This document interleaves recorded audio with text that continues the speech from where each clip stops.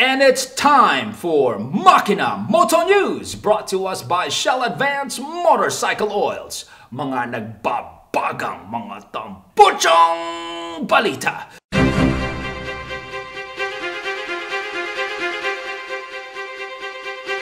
Sa unang headline, nayanig ang buong mundo nang dahil sa release ng Kymco Philippines ng inaabangan ng lahat, yung KRV na binansaga ng ilang mga netizens ng The Japanese Scoot Killer. Ginanap ang launch a few days ago at hinost po ito ng the beautiful Miss Catrice Kirolf at yung dating sexy star na lumabas sa mga dating ST Films, si Zach Lucero. Panoorin po natin ito. And finally, are you guys ready to learn more about the latest Kymco motorcycle? Are you? Yes, super! Ladies and gentlemen, this is the KRV 180.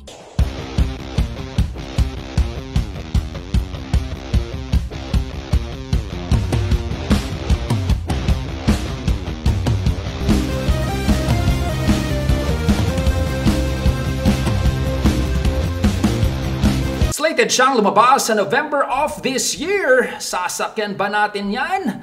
Siyempre. Sunod nating balita, nag 3 years old na po ang kumpanyang Motostrada. Sila po ang nagpasok ng patok na motorcycle brand na CF Moto at yung maganang Italian brand na MV Agusta. Panoorin po natin ito.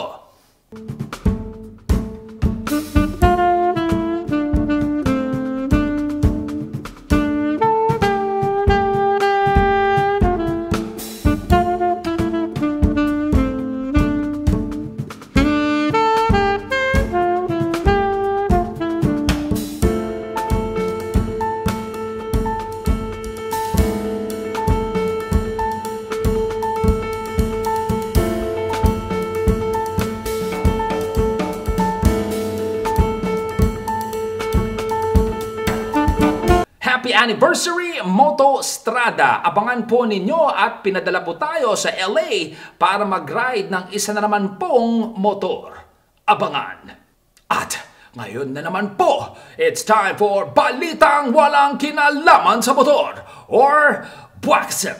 Isa na naman pong eksklusibo! Confirmed na po ang mga chismis at ang mga kwentong kumalat ng pabulong nung araw tungkol sa di umanong relasyon ng PBA superstar basketball player Sam Boy Lim and the material girl herself, Madonna.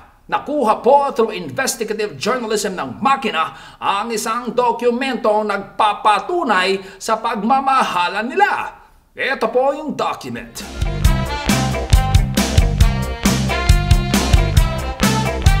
Kitang-kita nyo naman po, some boy kiss me, some boy hug me, I think they're okay.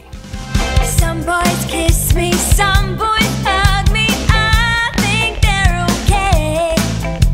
Maraming salamat po sa pagnood sa aming mas malawak na pagbabalita. Ito po ang inyong kapamilyang kapatid na may puso. Ang inyong lingkod, Sir Zach po, ng Makina Moto News, brought to us by Shell Advance Motorcycle Oils. Ciao!